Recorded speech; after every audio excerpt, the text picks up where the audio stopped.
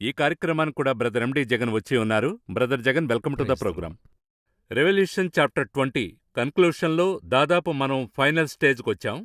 ఈ revolution chapter 20 మనం ప్రారంభించినప్పుడు చాలా డీటెయిల్స్ ఇందులో రాయబడి ఉన్నాయి. ప్రేక్షకులకు మనం సిద్ధంగా ఈ రెవల్యూషన్ చాప్టర్ 20ని ఎలా అర్థం చేసుకోవాలి, ఎలా చదవాలి? ఇప్పుడు ఈ 20వ అధ్యాయంలో వచ్చి 4 ముఖ్యమైన విషయాలున్నాయి.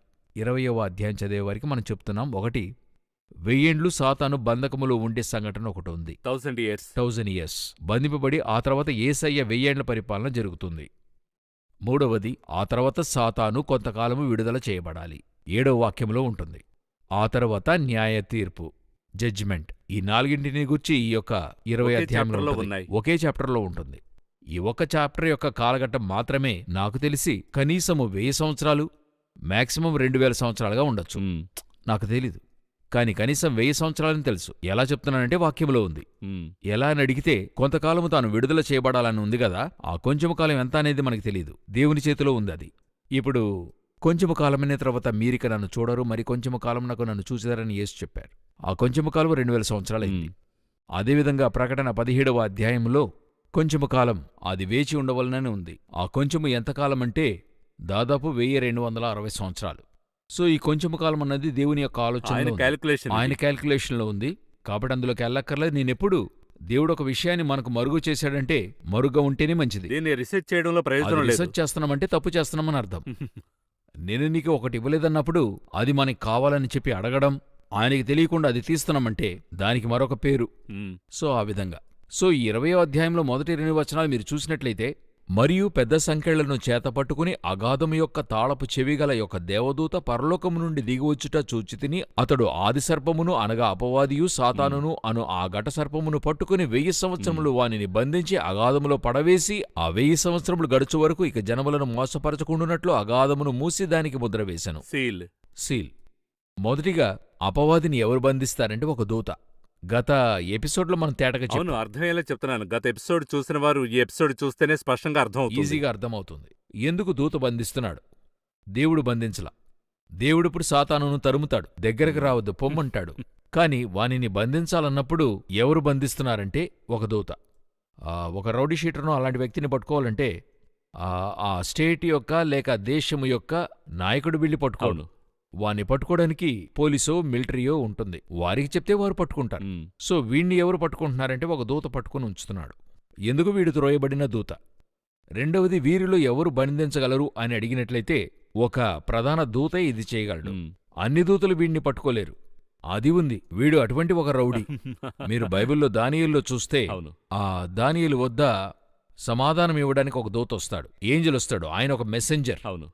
ఆయన వచ్చినప్పుడు ఆయన చెప్తాడు, మ్. నీవు అడగనారంభించినప్పుడే నీకొచ్చి అవును.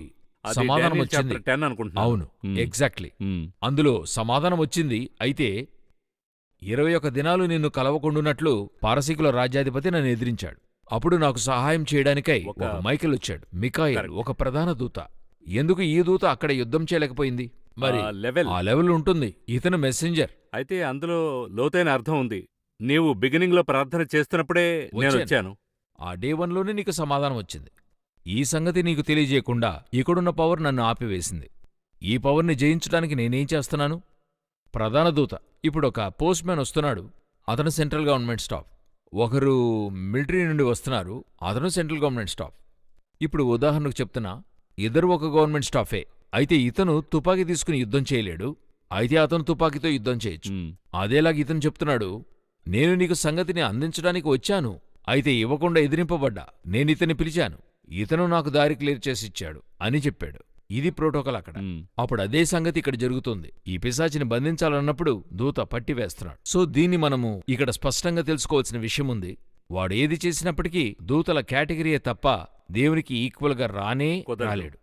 రెండవది, దేవునికి ఈక్వల్గా రాలేడు, మనకి ఈక్వల్గా రాలేడు. ఎందుకంటే మనం వానికంటే తక్కువ వానిగా సృజింపబడినప్పటికీ నా తండ్రి గొప్పవాడు, నేను నా తండ్రి కుమారుడు అవటం వల్ల ఆయనకు పనివాడు, నాకును పనివాడు. ఇంకా చెప్పాలంటే నన్ను టచ్ చేయాలంటే అక్కడ పర్మిషన్తో రావాలి. అక్కడ మాట్లాడి రావాలి, అని చేయాలి. ఇప్పుడు నా తండ్రి తన రక్తంతో విమోచించి ఆయన పుత్రుడగుటకు అధికారం ఇచ్చాడు. సాతాను పనిచేసేటువంటి ఆత్మలు. సో ఆ పనిచేసే ఆత్మలు పనిచేసేవారిగానే ఉండగలరు గాని నా వంటి పుత్రునిగా మారడానికి కుదరదు. సో ఈ యొక్క అండర్స్టాండింగ్ ఖచ్చితంగా కావాలి. వీనిని బంధించి ఆది సర్పమును అనగా అపవాదియు సాతానును అను ఆ ఘట సర్పమును ఎందుకు దీని గురించి చెప్తున్నామంటే ఇందులో అనేక విషయాలున్నాయి. ఈ ఓల్డ్లో ఉండే అపవాది సాతాను అన్ని కూడా ఎవరని అడిగితే ఏదేనులోని ఆది సర్పమే. అదే క్యారెక్టర్ ఒకే క్యారెక్టర్ అనడానికి మొత్తము 6000 సంవత్సరాల వాని క్యారెక్టర్ ఒకే లైన్లో చెప్పడం జరుగుతుంది. అపవాదనియో సాతాననియో మీరైతే ఏవైనా పేర్లు పెట్టుకోండయ్యా, అయితే అందరూ కలిసి అతను ఒకడేనండి అనేటువంటిదే. మన దేవుడు ఎలాగైతే ఒకడో సాతాన్ అతను ఒకడే, అతని కింద దూతలు ఉన్నారు, కాని అనేక మందిని వాడు పెట్టుకుంటాడు. అపవాది సాతాను ఘట సర్పము ఇలా ఏదైనా కానివ్వండి, ఆది సర్పమైన ఘట సర్పము. ఈ మాటలో ఒక చిన్న విషయాన్ని గమనించండి, ఆ జనులకు ప్రయోజనంగా ఉంటుంది. ఇప్పుడు ఏదెనులోనైతే సర్పమే, అవునా? సర్పమే. అయితే ఇక్కడ 2వ వచనంలో ఏముందంటే 2వ వాక్యం ఇంగ్లీష్లో చదవండి. సర్పెంట్ అంటే and he laid hold on the dragon the serpent of old who is the devil and Satan and bound him 1000 years. ఎలా సర్పెంట్ డ్రాగన్ అయింది? దేవుడేం చెప్తున్నాడంటే ఏదెనులో మనం ఇది లౌకికంగా తీసుకుంటున్నాం. నీవు బ్రతుకు దినములన్నీయు మన్ను తిందువు అని చెప్పబడి, అవునా? కర్స్ చేస్తున్నాడు. అప్పుడు మనం ఏమనుకుంటామంటే అదేదో మన్ను తినబోతుంది అని అనుకుంటాం. అది తినేటప్పుడు ఏదో మన్ను ఉండబోతుంది. మనం తినే దాంట్లో కూడా మట్టి ఉంటది. మీరు ఉత్తినే వెళ్లి వేరుశెనక్కాయలు తిని చూడండి, లేక క్యారెట్ లాగి అక్కడే తిని చూడండి, అందులో కొంత మట్టి ఉంటది. కడిగినా అందులో కొంత ఉంటది. చూడండి అక్కడ ఏం చెప్పబడుతుందంటే బ్రతుకు దినములని మన్ను తిందువు అన్నది మనిషి యొక్క పవర్. మానవునే మట్టితో చేశాడు దేవుడు, డస్ట్. సో వీడు మనిషిని తింటూ తింటూ తింటూ మనిషి పవర్ దేవుడిచ్చింది తీసేసుకున్నాడు. మీరు గత ఎపిసోడ్లో అడిగారు ఎలా అతనికి ఈ శక్తి వచ్చిందని చెప్పి. ఈ మనిషి యొక్క శక్తిని పొంది వీనికి శక్తి లేదు, వీడు త్రోయబడినవాడు. అక్కడున్న పవర్ వీడు దొంగిలించాడు. ఆ పిల్లలకిచ్చిన ఆహారం వీడు తిన్నాడు, వీడు స్ట్రాంగ్ అయ్యాడు. కొన్నిసార్లు చూస్తే పిల్లలకి స్కూల్కి మనం ఆ లంచ్ ఇచ్చి పంపుతాం, మన పిల్లాడు వీక్గానే ఉంటాడు. ఏంటంటే అక్కడికెళ్ళి షేర్ చేసి తింటానంటూ అందరూ వీడి దగ్గర తీసుకుని తింటారు. వీడు ఎవరిదే తిండవు, వీడికి ఇష్టం లేదు. వీడు జెంటిల్మెన్. అందరూ వీడి దగ్గర తిన్నట్టుగా అదేవిధంగా సాతాను దేవుడు మనిషికిచ్చినవన్నీ ఏం చేశాడు?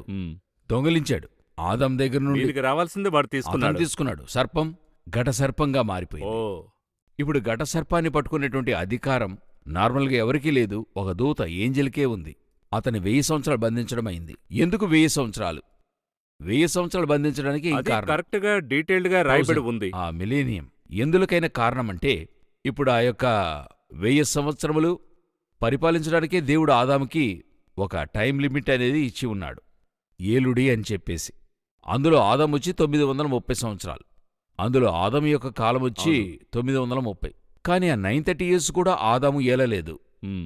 ఏదేను నుండి బయటకు వచ్చిన తర్వాత ఎందుకు? ఇందులో అనేక విషయాలున్నాయి చూడండి. 930 years అనే క్యాల్కులేషన్ ఎందుకు వచ్చింది? అతను చనిపోవడం వల్ల ఆ సంవత్సరాల లెక్క వచ్చింది. ఇప్పుడు మీకు మరణమే లేదనుకోండి, మీరు బర్త్డే ఎలా లెక్కిస్తారు? కరెక్ట్. మీకు డెత్తే లేదు, మీరెందుకు లెక్కిస్తారు? అవునా? డెత్ అనేది ఉండడం వల్ల లెక్కిస్తున్నారు. కన్ఫర్మ్గా తెలుస్తుంది. ఇప్పుడు 1, 2, 3 సంవత్సరాలని 70, 80, ఇంకొక 10 సంవత్సరాలు ఉంటాడండి. అలా చెప్పుకుంటూ వస్తాం. 70 అధిక బలం ఉంటే 80, తర్వాత మనం మరణించేటప్పుడే దాని కంక్లూషన్కి వస్తుంది. 80 సంవత్సరాల్లో చనిపోయాడు, 100 సంవత్సరాల్లో చనిపోయాడు. చనిపోకపోతే ఏమవుతుంది? లెక్కించడం ఆపుతాం. ఆ తర్వాత ఇంకెందుకు ఎంచాలి? అవసరమే లేదు కదా. అప్పుడు 930 yearsని ఎందుకు లెక్కించారంటే ఆ తర్వాత డెత్ అనేది వచ్చింది. డెత్ ఎప్పుడు వస్తుందంటే ఎప్పుడు పండు తిన్నాడో అప్పుడే డెత్ ఆరంభం అవుతుంది. అప్పటి నుండే మరణమనే కాన్సెప్ట్. అప్పటి నుండి 930 years. సో తిన్నప్పటి నుండి అతని బానిస, పరిపాలించలేదు. ఈ పరిపాలన యేసు జరిగిస్తాడు. చనిపోవడానికి ఆ పరిపాలనకు ముందు ఒక టెస్టు, రాజు కావడానికి ముందు ఒక ఎలక్షన్.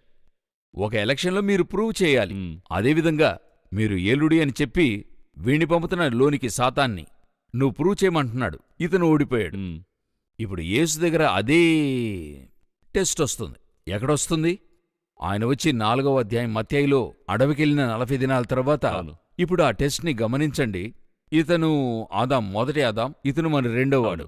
మొదటి ఆదాముని పండు తినమన్నాడు, రెండవ ఆదాము రాళ్లను అప్పంగా మార్చమన్నాడు. సరేనా? మొదటి ఆదామును తినుదినమున నీవు చావనే చావన్నాడు. రెండవ ఆదాం యేసు దగ్గర పైనుండి దుమ్ముకు నీవు చావన్నాడు. అలాగే మూడవది ఆదాముతో నీవు తింటే దేవతల వలె ఉంటావు, భయంకరమైన ఆశీర్వాదం అని చెప్తాడు. ఈయన రెండవ ఆదామైన యేసుతో చెప్తున్నాడు, నీవు నా పాదములకు మృకితే ఈ మహిమంతా నీకిస్తానంటాడు. మ్మ్. ఆశమాటలే, ఇది ఆశమాటలే.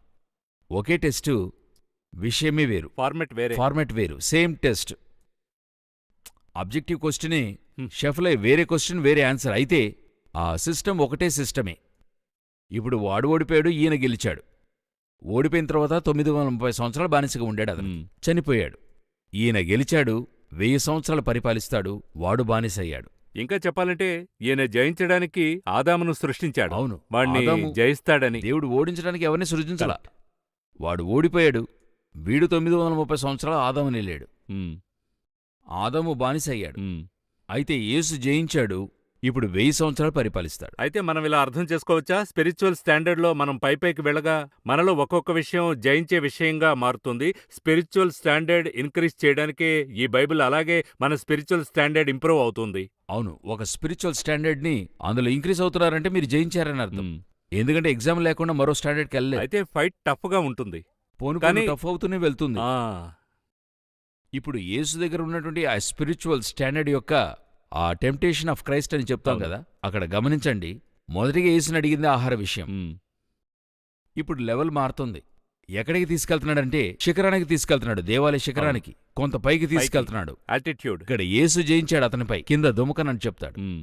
ఇప్పుడు మరో లెవెల్ చూడండి, కొండపైకి తీసుకెళ్తున్నాడు. అప్పుడు క్రింద నుండి పైకి తీసుకెళ్లే కొద్దీ టెస్ట్ పైకి వెళ్తుంది, స్టాండర్డ్ పైకి వెళ్తుంది, చెప్పే విషయం పైకి వెళ్తుంది, మ్మ్. విజయం హెవీగా ఉంటుంది. విక్టరీ హెవీగా ఉంది. సో ఇవన్నీ కూడాను కాంబోలాగా. అర్థమైంది. మీరు పైకెళ్ళాలి, అంతకుముందు ఒక టెస్ట్ ఉంటది, అది జయించాలి.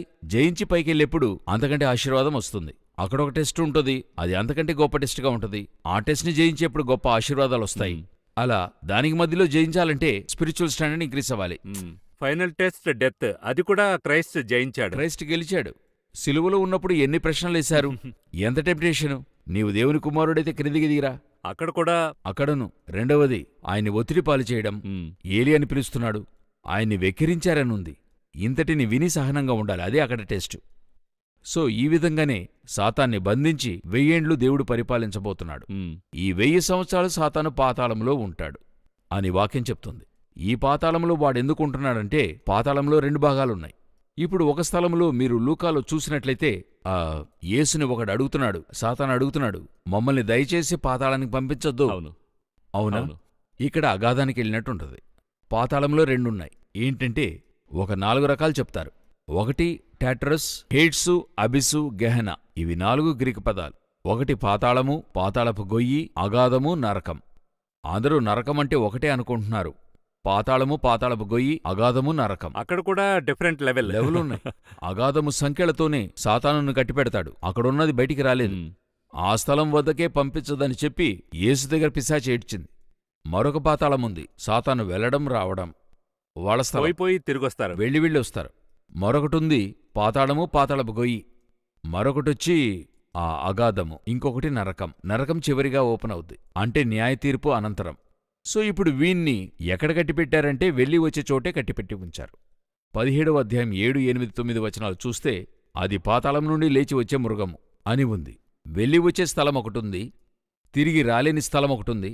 మనుషులు మరణించినట్లయితే దుర్మార్గులు వారుండే పాతాళం ఒకటుంది, నరకముంది. సో ఈ 4 స్థలాలున్నాయి. టాట్రూస్, హేడ్స్, అబిస్సు, గెహెనా అని చెప్తారు. ఈ 4 ఉన్నాయి. సో వీణ్ణి తీసుకెళ్లి పాతాళంలో ఉంచుతున్నారు. తిరిగి వచ్చేటువంటి స్థలంలో ఏం చేస్తున్నారు? బంధించి పెడుతున్నారు. తిరిగి 1000 సంవత్సరాల తర్వాత రావాలి. 1000 సంవత్సరాల తర్వాత తిరిగి రావడానికి కారణముంది. సో దేవుడు 1000 సంవత్సరాలు సాతాను లేని భూమిని ఏం చేయబోతున్నాం? ఆ 1000 సంవత్సరాలు చూడబోతున్నాం. ఇదొచ్చి ఆదామునకు ఇవ్వబడినటువంటిది. అతను 1000 సంవత్సరాల భూమిలో ఎటువంటి ఉపద్రవం లేకుండా పాలించాలి. అయితే ఎలా పాలించాలి? వానిని జయించి పాలించాలి, సర్పాన్ని జయించి పాలించాలి. అతను సర్పం దగ్గర ఓడిపోయాడు, అందువల్ల పరిపాలన లేకుండా పోయింది. ఇప్పుడు యేసు సర్పాన్ని జయించాడు కాబట్టి పాలన జరుగుతుంది. సో అదే ఈ 1000 ఏండ్ల పరిపాలనకు ముందుగా సాతాన్ని బంధించి పాతాళంలో ఉంచేటువంటి ఒక కారణం. రెవల్యూషన్ 20లో మీరు ఈ మొదటి 3 వెర్సెస్ చదువుతుంటేనే ఇన్ని డీటెయిల్స్ వస్తున్నాయి.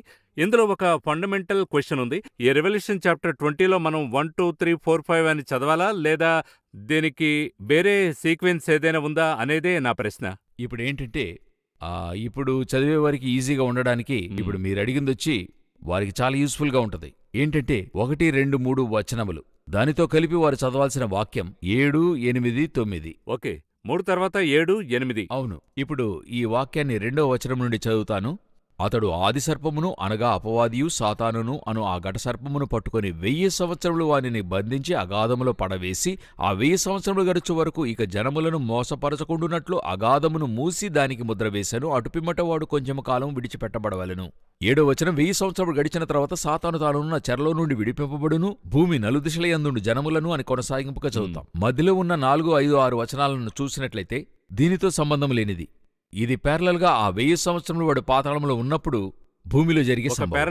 Parallel scene. వాడక్కడ పాతాళంలో ఉన్నాడు, భూమిలో ఇది జరుగుతుంది. ఆ 1000 సంవత్సరాల తర్వాత విడుదలవుతాడు, ఈ 1000 సంవత్సరాల తర్వాత ఇది జరుగుతుంది. సో దీని యొక్క ఆ ఎడిటింగ్లో 2 పార్ట్లు ఒకేసారి జరుగుతున్నట్టుగా 2 విషయాలు చెప్పబడుతున్నాయి. సో 1000 సంవత్సరాల తర్వాత ఎందుకు విడుదల కావాలి? అది ఎంతో ముఖ్యమైన ప్రశ్న కదా. ఇప్పుడు అపవాదిని జయించాడు, యేసు జయించాడు. మరెందుకు విడిచిపెట్టబడ్డాడు? 1000 ఏళ్ల పరిపాలన ముగిసిన తర్వాత ఎందుకు విడుదల కావాలి? సరి, దానికి ముందున్న అధ్యాయాలు చూసాం. అంత్యక్రీస్తును అబద్ధబోధకులను నరకంలో పడేసినట్టుగా చూస్తున్నాం. వీణ్ణి ఇంకా ఎందుకు నరకంలో వేయలేదు? ఆ క్వశ్చన్ వస్తుంది కదా. నేను మీకు గత ఎపిసోడ్లోనే ఒక విషయాన్ని చెప్పాను, అది మీకు జ్ఞాపకం ఉందనుకుంటాను. సాతానొచ్చి శోధకుడు. అవును. అందుకే దేవుడు వాణ్ణి ఉంచాడు. టెంప్టర్. ఏదైనా నుండి అందుకే యూజ్ చేస్తున్నాడు. పంపుతాడు, ఆదాము చెక్ చేయబడతాడు. తర్వాత చివరిగా యేసును చెక్ చేయడం జరుగుతుంది. తర్వాత అపోస్తలులు అందరినీ టెంప్ట్ చేస్తూ ఉంటాడు. పడిపోయేవారు తిరిగి రాకుండా పోతారు. కొందరు పడి లేచేవారిగా ఉన్నారు, కొందరు వాణ్ణి జయించేవారిగా ఉన్నారు. ఇప్పుడు ఆదాము పడిపోయాడు, తిరిగి రాలేదు. తర్వాత దేవుణ్ణి క్షమాపణ అడిగినట్లేదు. యేసు అతని దగ్గర పడలా, జయించాడు. ఇప్పుడు దావీదు కొన్నిసార్లు వాణ్ణి జయిస్తున్నాడు, కొన్నిసార్లు పడుతున్నాడు. ఎందుకంటే వాక్యంలో దావీదు ప్రజల్ని లెక్కించడానికి సాతాను పురికొలిపాడను. ఇది దావీదు విషయంలో జరిగింది. సాతాను డైరెక్ట్గా ఇంటర్ఫేర్ చేసినటువంటి మనిషి అతడు. అలా పురికొలిపినప్పుడు అతను పడతాడు, ఆ తర్వాత మనసు మారి తిరిగి వస్తున్నాడు. సో 3 కేటగిరీలున్నాయి. సో ఇప్పుడు విడుదలైన సాతాను ఎందుకు విడుదల కావాలంటే ఈ 1000 సంవత్సరములను యేసు ఎవరిని పాలిస్తాడు? యేసు ఎవరిని పరిపాలిస్తాడు అంటే శరీరముగా ఉండే 1,44,000 ఇశ్రాయేలీయులను ఏల్తాడు. 12 గోత్రములు, ఒక గోత్రానికి 12,000 మంది. ప్రకటన 7వ అధ్యాయంలో 1 నుండి 8 వచనాల్లో చెప్పబడింది. పాలన చేస్తాడు. అలాగా పరిపాలించబోయేటువంటి ఈ 1,44,000 మంది శరీరంలో ఫలించి అభివృద్ధి పొందుతారు. ఎలాగ నోవాహు జలప్రళయం తర్వాత ఆ ముగ్గురును భూమిని నిండించినట్టుగా వీరు ఫలించి అభివృద్ధి పొందుతారు. అయితే పాలించే యేసయ్య ఏ ఫామ్లో ఉంటాడు? రూపాంతరం చెందిన రూపాంతరములో ఆయన స్పిరిట్లో ఉంటాడు. వీరు ఫ్లెష్లో ఉండబోతారు. ఇదే కాంట్రవర్సీ. అవునా? ఇప్పుడు మీరు చూసినట్లయితే ఇండియా వారిని భారతీయుడు పాలించాలి, అమెరికాలో ఉండేవారిని అమెరికన్ పరిపాలించాలి. ఇదే ఒక ప్రొసీజర్ అనుకోండి. ఆ సిటిజనే పరిపాలించాలి. అలాగున్నప్పుడు భూమిలో ఉండేటువంటి ఫ్లెష్లో ఉండేటువంటి వీరిని పరలోకము నుండి వచ్చిన ఒక టీం, మనకే ఆయన దేవుడును పరిశుద్ధులైనవారు. వీరి మట్టుకైతే ఒక టీం మనల్ని కాపాడటానికి వచ్చింది. ఎవరి నుండి? ఈ భూమిలోని సర్వాధికారి నుండి కాపాడటానికి వచ్చారు. ఇప్పుడు హిట్లర్ నుండి కాపాడటానికి హఠాత్తుగా రష్యా నుండి స్టాలిను, ఇటు ప్రకొచ్చి ఇతను ఇంగ్లాండ్ ప్రధాని, అందరొచ్చారు. మొత్తంగా వచ్చారు. చర్చిల్, అలైడ్ ఫోర్స్ అందరూ వచ్చి కాపాడారు. అప్పుడు జనులే వీరిని ఏం చేశారు? అక్సెప్ట్ చేశారు. ఆనాటికి జర్మన్ ప్రజలే అక్సెప్ట్ చేశారు. జర్మనీ విభజనకు ఒప్పుకున్నారు. ఈస్ట్గాను వెస్ట్గాను విభజించారు. మమ్మల్ని మీరు హిట్లర్ నుండి కాపాడారు. సో ఈస్ట్ జర్మనీ వీరి కంట్రోల్కి, వెస్ట్ జర్మనీ ఆ యూరోపియన్ కంట్రోల్కి వెళ్ళింది. వీటన్నిటిని ఒప్పుకున్న జనులు ఒక కాలంలో అగేన్స్ట్గా నుంచున్నారు. 1990s తిరిగి లేచారు. మా దేశాన్ని ఎందుకు విభజించారు? మధ్యలో ఎందుకు బెర్లిన్ గోడను కట్టారు? పడగొట్టండి. ఇదే కాన్సెప్ట్ మరలా తిరిగి ఆలోచించండి. ఆకాశం నుండి వీరేం చేస్తున్నారంటే ఒక డిక్టేటర్ నుండి ప్రజలను కాపాడుతున్నారు. అతడు 7 సంవత్సరాలు కఠినంగా పరిపాలిస్తాడు. కాపాడుతున్నారు. ఎవరంటే ఆకాశం నుండి వచ్చిన టీం వారు కాపాడుతున్నారు. మన ప్రభువును పరిశుద్ధులందరూను వారిని పరలోకం నుండి ఒక టీం వచ్చి కాపాడుతుంది. ఈయన యేసు. చెప్తున్నాం, చూస్తున్నాం. అవును, ఈయన యేసు. ఈయన్ని మన వాళ్ళు సిలువ వేశారు. ఒక పీరియడ్ తర్వాత 1000 సంవత్సరాలు అన్నప్పుడు ఒక 10 జనరేషన్స్ తర్వాత, ఒక 8 జనరేషన్స్ తర్వాత ఇప్పుడేం చేస్తారు? ఇలాగ జరుగుతున్నప్పుడు వారు స్పిరిట్లో ఉన్నారు, మనకి వారికి సంబంధం లేదు. ఇప్పుడు తిరిగి వారికి ఆ ఆలోచనలు వస్తుంటాయి. ఆ 1000 సంవత్సరాలు కరెక్ట్గా ముగిస్తుంది. ముగింపులో సాతాను విడిచిపెట్టబడి ఈ 1000 సంవత్సరములు ఈ జనులు నమ్మకముగా ఈయన్ని ప్రేమించి ఉండారా? అక్కడొక టెస్ట్. ఆ టెస్ట్. ఎందుకంటే పరలోకానికి ఎందుకు మనుషులను సెలెక్ట్ చేస్తున్నాడు? మనం ఫస్ట్ చూశాం. ఆల్టర్నేట్ ఆఫ్ సాతానునకు అతడి దూతలకును. అప్పుడు ఇతను నమ్మకంగా ఉన్నాడా, లేకపోతే ఏదో ఆశతో, ఒక పదవి ఆశతో వచ్చాడన్నదే టెస్టు. అప్పుడు వీరందరూ నిజముగా 1000 సంవత్సరములు ప్రేమించారా, లేక భయపడుతూ, లేదా ఏదో ఒక ప్రలోభానికి భయపడుతూ, లేక యేసుకు భయపడుతూ ఉన్నారా? ఈ టెస్ట్ని జరిగిస్తాడు. ఆయన ఈ కాలంలో చేస్తున్నాడు. ఆ తర్వాత ఏం జరుగుతుంది? 1000 సంవత్సరం తర్వాత సాతాను విడిచిపెట్టబడతాడు. ఎందుకు? అతడెవడు? శోధించేవాడు, టెస్ట్ చేసేదేవాడు. ఇప్పుడు వాడిని విడిచి తిరిగి టెస్ట్ చేయి, ఇప్పుడు చెయ్యి. 1000 సంవత్సరాలయ్యింది, నేను భూమిని పాలించాను, ఒక గ్రూపుని నాకంటూ నియమించుకున్నాను, ఇప్పుడు నువ్వు టెస్ట్ చేయి. టెస్ట్ చేయడానికి వాడిని ఎందుకు పంపుతున్నాడంటే, ఒకటి వాడికి మెసేజ్, నేనొక టీం ఫామ్ చేశాను. ఇంకొకటి, నా టీంలో ఎవరెవరు నీ వాళ్ళున్నారు అది చెక్ చేస్తున్నాడు. ఎందుకంటే హఠాత్తుగా ఇటువంటి రిఫార్మర్ లేస్తున్నాడనుకోండి, ఒక పరిపాలన జరుగుతుంది 1000 ఏండ్లగా. రష్యాలో ఒక రాజ్య పరిపాలన జరిగింది. ఆ సమయంలోనే లెనిన్ వచ్చాడు. 1910 నుండి 20 లోపల హఠాత్తుగా లేచాడు అప్పుడు లెనిన్.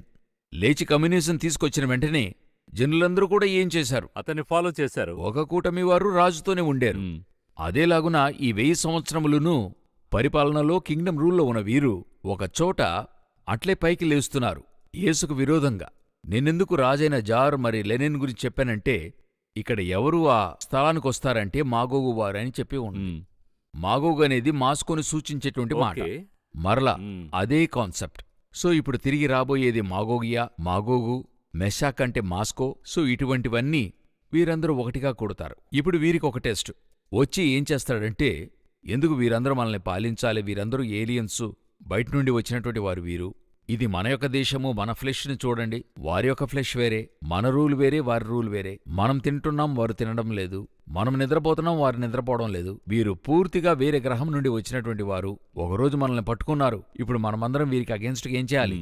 యుద్ధము చేసి ఈ గ్రహం నుండి వారిని ఏం చేయాలి? తరమాలి, ఇండిపెండెన్స్ డే అని చెప్పి కొన్ని కాన్సెప్ట్లు మీరన్నీ చూసుంటారు. అవన్నీ తిరిగి జరుగుతాయి. ఇప్పుడు ఏలియన్స్ నుండి భూమిని కాపాడేట్టుగా తిరిగి 1000 సంవత్సరాలు ముగిసేప్పుడు వీరందరూ యుద్ధమాడతారు. యుద్ధము చేయడానికి ప్రజల్ని సిద్ధం చేస్తున్నారు కదా, సిద్ధపరిచే పని సాతాను చేస్తాడు. జనుల మధ్య కలహాన్ని తెస్తాడు. అలాగైన తర్వాత ఇవన్నీ జరుగుతాయి. ఎప్పుడు జరుగుతాయంటే 1000 సంవత్సరం విడుదలైన తర్వాత. ఇట్లు విడుదలైన తర్వాత ఈ కలహం వచ్చిన తర్వాత ఇప్పుడు రెండుగా విభజింపబడతారు జనులు. ఒక కూటం దేవుని వైపును, మరో ప్రక్క సాతాను వైపు వెళ్తుంది. ఈ విభజనకై సాతానుని అంతం వరకు ఉంచుతాడు. ఇదే లాస్ట్ క్రౌడ్. దీని తర్వాత సాతానుకు పని లేదు భూమిపైన. ఎందుకు? ఆదాము కాలంలో ఒక క్రౌడ్ వెళ్ళింది, నోవాహు. అవును. ఆ తర్వాత ధర్మశాస్త్రపు నిబంధన కాలంలో ఒకటి వెళ్ళింది, ప్యూరిఫైడ్ క్రౌడ్, తీసిపెట్టాడాయన. ఆ తర్వాత కృపాకాలం, మన కాలంలో ఒక క్రౌడ్, వీరందరూ చేరి పరలోకానికి వెళ్తారు. ఇదేలాగా ఉపద్రవ కాలంలో క్రౌడ్, ఇదేలాగున 1000 ఏండ్ల పరిపాలనలో క్రౌడ్. అన్నిటినీ పెట్టుకుని న్యూ గ్యాలక్సీ ఒకటి తయారు చేసి న్యూ గవర్నమెంట్ ఒకటి ఫామ్ చేస్తాడు. దానికి పేరే క్రొత్త ఆకాశము, క్రొత్త భూమి అనేటువంటిది. తర్వాత దాని గురించి చెప్దాం. ఇప్పుడు సాతాను సంఖ్యల నుండి విడిపించబడిన తర్వాత ఏం జరుగుతుందంటే, చివరి సామ్రాజ్యానికైన చివరి బ్యాచ్ని అక్కడ దేవుడు సెలెక్ట్ చేస్తాడు. అదే అక్కడ చెప్పబడింది. రెవల్యూషన్ చాప్టర్ని డీటెయిల్గా మీరు ఎక్స్ప్లెయిన్ చేశారు. అది మాత్రమే కాకుండా ఎలా చదవాలి, ఏ సీక్వెన్స్లో చదవాలి, ఎలా అర్థం చేసుకోవాలో చెప్పారు. చాలా విషయాలు మీరు స్పష్టంగా తెలియజేశారు. రెవల్యూషన్ చాప్టర్ 20 ఇంకా ముగింపుకు రాలేదు. మనం తర్వాత దీన్ని పార్ట్ 2లో చూద్దాం, అంటే మరో పార్ట్లో చూద్దాం. తర్వాతి నమోదులో మనం ఎలాంటి విషయాలు చూడొచ్చు? ఇప్పుడు ఇంకా మీరు చెప్పినట్టుగా ముగించలేదు. ఇంకా 2-3 పాటలున్నాయి. 1000 ఏండ్ల పరిపాలన ఒకటి ఉంది, ఇక్కడ ఒక మాటలోనే చెప్పబడింది. అయితే 1000 సంవత్సరాలు ఉంది. అది ఎలాగుండబోతుంది, క్లైమేట్ ఎలాగుంటుంది, వారు ఎలాగ ఉంటారు, వారు ఏమి తింటారు, తర్వాత వారు ఎవరెవరు ఉంటారు, అప్పుడు ఉండే వారి స్వభావం ఎలాగుంటుంది, ఇవన్నీ బైబిల్లో ఉన్నాయి. ఇన్ని ఉన్నాయి. వీటన్నిటినీ చూడొచ్చు. ఈ కాన్సెప్ట్ ఉంది. ఆ తర్వాత న్యాయ తీర్పును కూర్చుంది. సో ఈ జడ్జిమెంట్ ఎవరికి ఎలాగ జరగబోతుంది, ఈ జడ్జిమెంట్ ముగింపులో ఎటువంటి గిఫ్ట్స్ దొరుకుతాయి ప్రజలకి, జడ్జిమెంట్ అంటేనే ఓడిపోయేవానికి జైలును, జయించేవానికి గిఫ్ట్ ఇవ్వబడుతుంది. అవునా? అది ఆ జడ్జిమెంట్ ఉంది. సో ఇవన్నీయును 20వ అధ్యాయం యొక్క స్పెషాలిటీ. మరొక గొప్ప విషయం ఏంటంటే 20వ అధ్యాయంతో కూడా టైం ఫ్యాక్టర్ ముగిస్తుంది. ఈ ఆది అనేటువంటి ఒక టైం ఉంది కదా, ఆది అందు దేవుడు భూమి ఆకాశంలో సృజించాను. ఆరంభం ఉందంటే ముగింపు ఉందని అర్థం. ఆ ముగింపు 20వ అధ్యాయంలో ఉంది. 21 and 22 వచ్చి ఇటర్నల్. పూర్తిగా అది ఇటర్నల్. అది వేరే అండర్స్టాండింగ్. సో దీనితో కూడా మన మనిషి యొక్క కాన్సెప్ట్ అన్ని కూడా ముగింపునకు వస్తుంది, హ్యూమన్స్ది. ఆ తర్వాత హ్యూమన్ స్పిరిట్ కాన్సెప్ట్ ఉంటుంది. ఇప్పుడు యేసు ఏ విధంగా ఉన్నాడు, అటువంటి విషయాలే ఆ తర్వాత ఉన్నవన్నీ కూడా. సో 20th చాప్టర్ అనేది ఒక విధంగా ముగింపునకు ఒక ముఖ్యమైన అధ్యాయంగా ఉంది. చాలా సంతోషం బ్రదర్ జగన్. ఈ 20th చాప్టర్ని అర్థం చేసుకోవడానికి మీరు చాలా విషయాలు క్లియర్గా, క్లారిటీగా చాలా ఇష్యూలను తెలియజేశారు. రాబోయే నమోదులో ఇంకా క్లియర్గా మనం అర్థం చేసుకుని ఈ 20th ముగించుదాం. ఈ కార్యక్రమానికి మీరు రావడం చాలా సంతోషం. మనం మళ్ళీ మరో కన్క్లూషన్ ప్రోగ్రాంలో కలుద్దాం. కృతజ్ఞతలు, వందనాలు. ప్రైజ్.